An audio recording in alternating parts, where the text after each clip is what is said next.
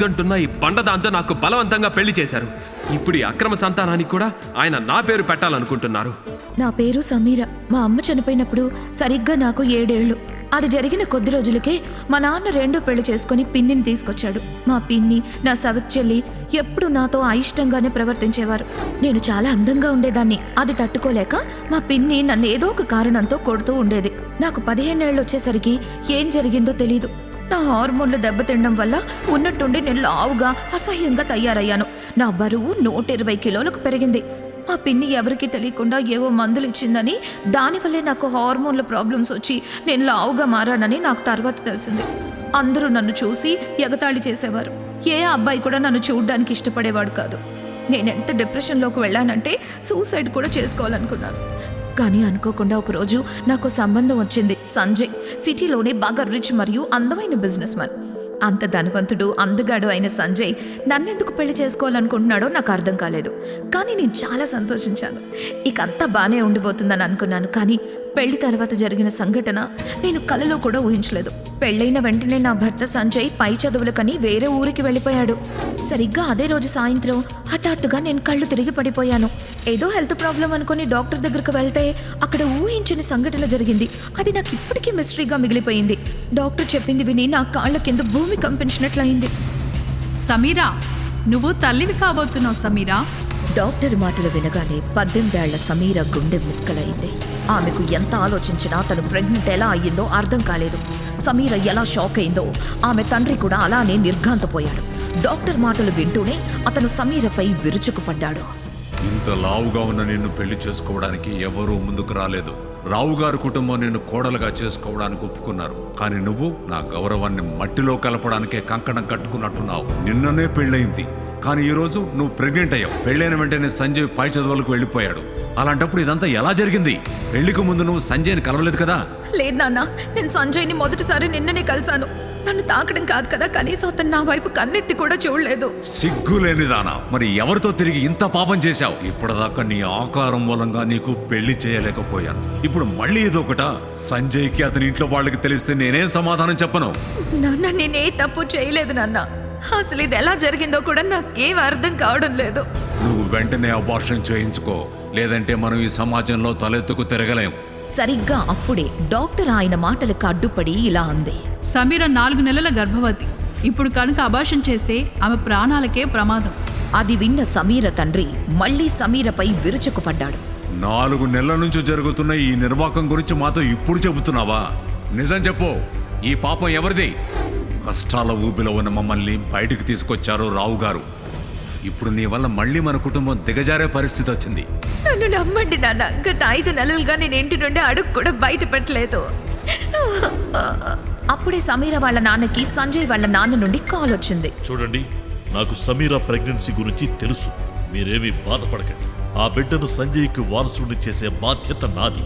ఎట్టి పరిస్థితుల్లో సంజయ్ సమీరాలు విడిపోకుండా చూస్తాను. సమీర డెలివరీ అయ్యేంత వరకు తనని వాళ్ళింట్లోనే ఉంచుకోమని సంజయ్ వాళ్ళ నాన్న సమీర తండ్రికి చెప్పాడు. ఆ విధంగా ఆ వార్త ఎవరికీ తెలియకుండా చూస్తారు. ఇకపై చదువులకి వెళ్లిన సంజయ్ మరో 5 నెలలు అక్కడే ఉండబోతున్నాడు. కాబట్టి ఆ విషయం అతనికి కూడా తెలీదు. సమీర తండ్రి సంజయ్ వాళ్ళ నాన్న చెప్పినట్టే చేశాడు. కానీ సమీర తండ్రి గోపాల్కి అర్థం కాని విషయం ఏంటంటే సంజయ్ వాళ్ళ నాన్నకు ఈ ప్రెగ్నెన్సీ విషయం ఎలా తెలుసు, పైగా ఈ అక్రమ సంతానాన్ని సంజయ్కి వారసుడిగా ఎందుకు చేయాలనుకుంటున్నాడు అని. మరుసటి రోజు సమీర తండ్రి ఇంట్లో ఉన్న గత 5 నెలల సీసీటీవీ కెమెరాల ఫుటేజ్ని చూసి నిజం తెలుసుకుని ఆశ్చర్యపోయాడు. గత 5 నెలలుగా అబ్బాయిలెవరూ ఇంటికి రాలేదు. సమీర్ కూడా ఇంట్లో నుంచి బయటకు వెళ్ళలేదు. సమీర ప్రెగ్నెన్సీ ఇప్పుడు ఆమె తండ్రికి ఒక మిస్టరీలా మారింది. సమీర తన ప్రెగ్నెన్సీ విషయంలో పడిపోయి దాదాపు అన్నిటినీ మర్చిపోయింది. ఆమె ఎవరిని కలవట్లేదు, ఎవరు ఆమెని కూడా కలవట్లేదు. ఆమె కడుపులో పెరుగుతున్న బిడ్డతోనే మాట్లాడుకుంటూ ఉండేది.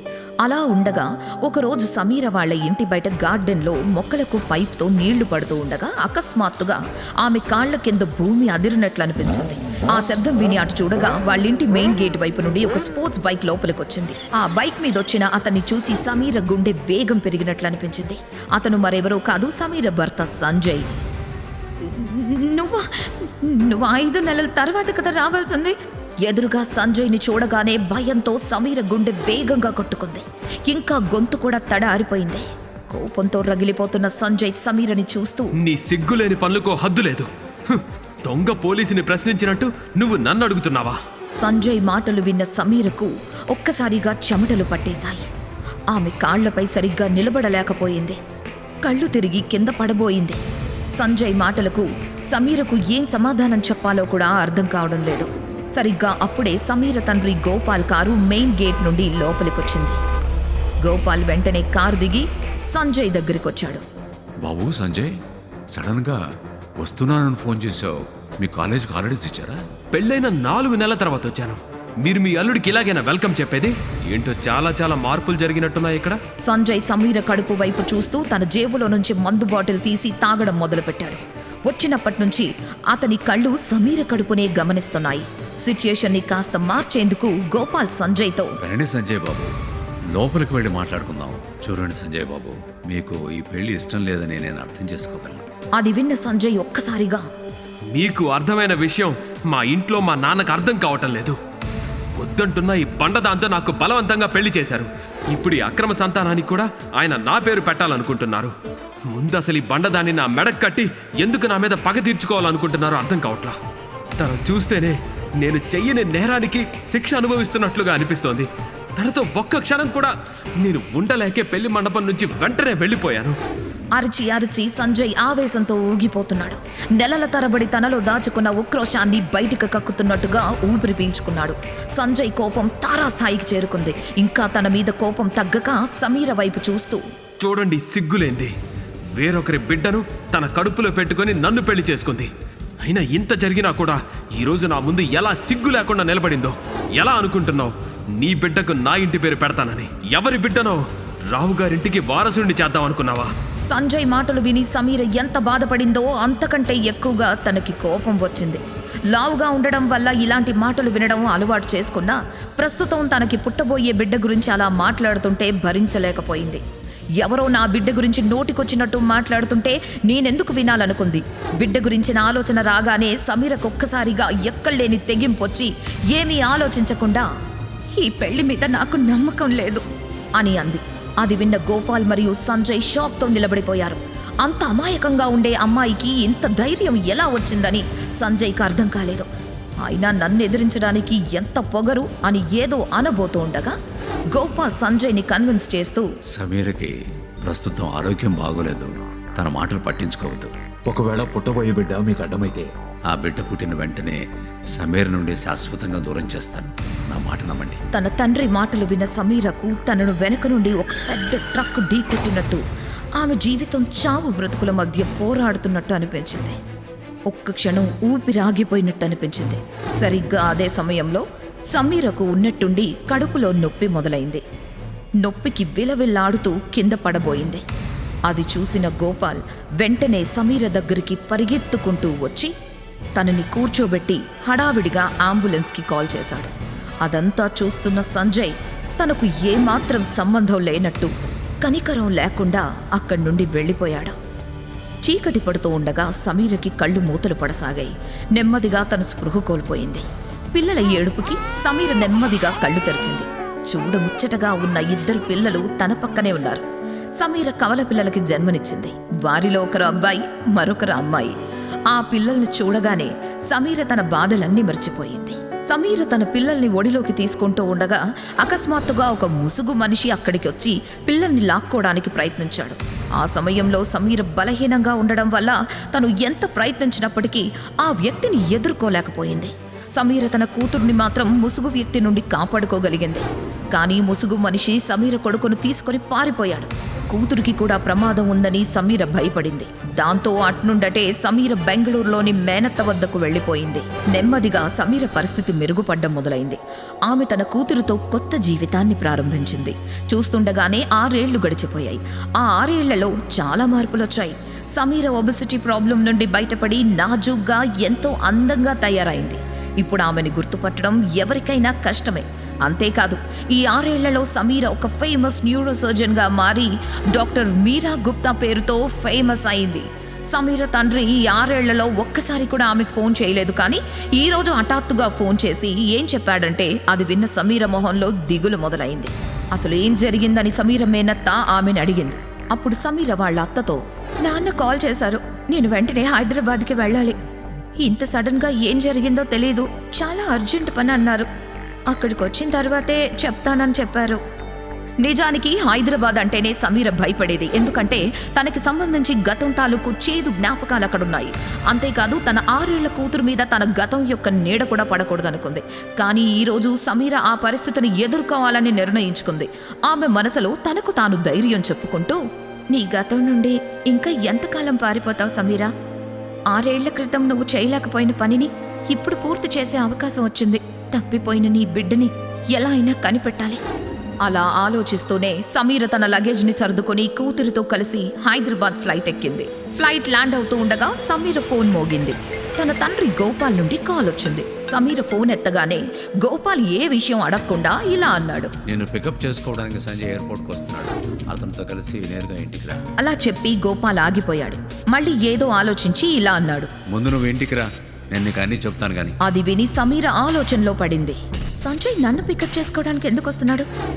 6 ఏళ్లలో ఒక్కసారి కూడా ఫోన్ కానీ మెసేజ్ కానీ చేయని వ్యక్తి ఇప్పుడు నన్నెందుకు కలవాలనుకుంటున్నాడు? నాన్న నాతో ఏం చెప్పాలనుకుంటున్నారు? ఇవన్నీ ఆలోచిస్తూ సమీర ఎయిర్పోర్ట్ ఎగ్జిట్ గేట్ వైపు నడుస్తోంది. గోపాల్ చెప్పినట్టే సంజయ్ ఎయిర్పోర్ట్ బయట సమీర కోసం వెయిట్ చేస్తున్నాడు. హఠాత్తుగా సంజయ్ కళ్ళు ఎయిర్పోర్ట్ గేట్ వైపు పడ్డాయి. అక్కడ ఎవరినో చూసి అతను ఒక్కసారిగా ఆశ్చర్యపోయాడు. ఎయిర్పోర్ట్ నుంచి బయటకొస్తున్న ఓ అమ్మాయిని చూశాడు సంజయ్. ఇంతకు ముందెప్పుడు అలాంటి అందమైన అమ్మాయిని చూడనట్టు అలా చూస్తూ ఉండిపోయాడు. ఆ అమ్మాయి అందాన్ని చూసిన సంజయ్, ఓ గాడ్, హైదరాబాద్లో ఇంత అందమైన అమ్మాయిని నేను ఇంతవరకు చూడలేదు.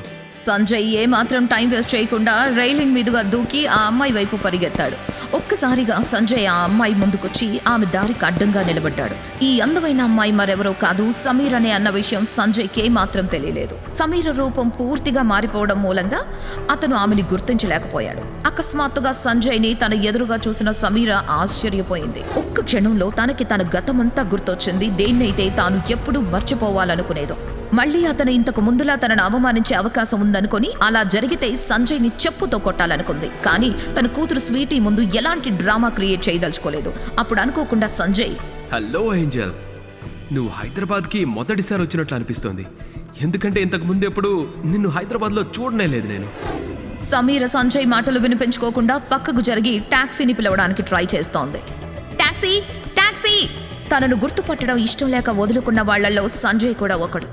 సంజయ్ సమీర వైపు పరిగెత్తి మళ్లీ ఆమె దారిని అడ్డుకున్నాడు. అరే అరే, టాక్సీ అవసరమే ఉంది. నా కారులో నేను ఎక్కడ కావాలంటే అక్కడ డ్రాప్ చేస్తాను. అవును, కానీ ఈ చిన్న పాప ఎవరు అంటూ సంజయ్ స్వీటీ వైపు చూపిస్తూ ఆమె బుగ్గపై నిమిరాడు. ఓ, అర్థమైంది. ఈ పాప మీ చెల్లెలు కదా? అది విన్న స్వీటీ గట్టిగా నవ్వింది. ఇంతలో టాక్సీ వచ్చి సమీర ముందు ఆగింది. సమీర త్వరగా స్వీటీని టాక్సీలో కూర్చోబెట్టి తను టాక్సీలో కూర్చోబోతూ ఉంటే అప్పుడు సంజయ్ సమీరతో మళ్ళీ మాట్లాడుతూ, హైదరాబాద్లో మీకు ఏది కావాలన్నా సరే ఒక్క పేరు గుర్తుపెట్టుకోండి, రావు అండ్ కౌ. ఎవరిని అడిగినా సరే వెంటనే తీసుకొచ్చి మా ఇంటి దగ్గర డ్రాప్ చేస్తారు. ఇక టాక్సీ అక్కడి నుండి బయలుదేరబోతూ ఉండగా సంజయ్ టాక్సీని ఆపి విండో డోర్ దగ్గరకు వచ్చి సమీరతో, అరే మిస్ మీ పేరైనా చెప్పాలండి. కానీ సమీర ఏమీ మాట్లాడకుండా అక్కడి నుండి వెళ్ళిపోయింది. సంజయ్ మాత్రం సమీరని అలా చూస్తూ ఉండిపోయాడు. సమీర తన తండ్రి గోపాల్ ఇంటికి చేరుకుంది.